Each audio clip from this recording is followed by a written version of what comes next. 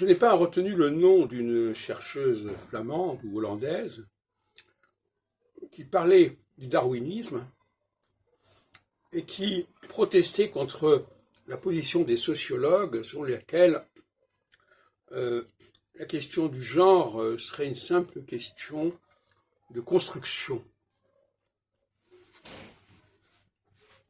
Quelque chose qui est finalement, parce que c'est une construction, quelque chose qui est relativement superficiel et qui peut être éventuellement être amovible en quelque sorte.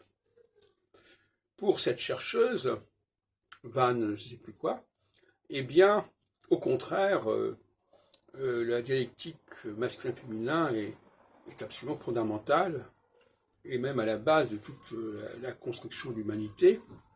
Et donc ce n'est pas un détail qu'on peut effacer ou qu'on peut nier.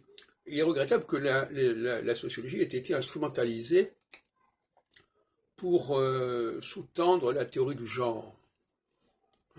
Alors sur ce point d'ailleurs, ça renvoie à mes travaux sur l'astrologie, puisque la question est de savoir si tel phénomène, telle division, n'est qu'une subdivision parmi tant d'autres horizontales, ou bien si c'est une structure verticale. Et c'est tout le débat.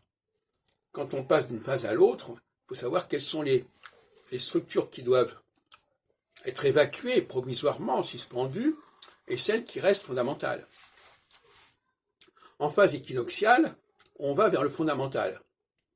En phase solsticiale, on conserve, on préserve, on recense les diversités les plus extrêmes, comme aujourd'hui d'ailleurs.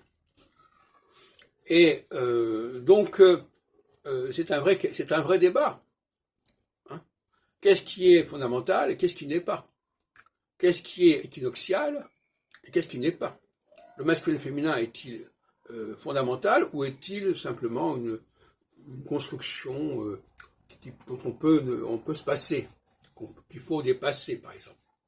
Mais inversement, la notion de dépassement est une notion extrêmement ambivalente, parce que les nouvelles superstructures peuvent dépasser les anciennes, et les anciennes peuvent abolir et marginaliser les nouvelles. Donc c'est un système qui va dans les deux sens.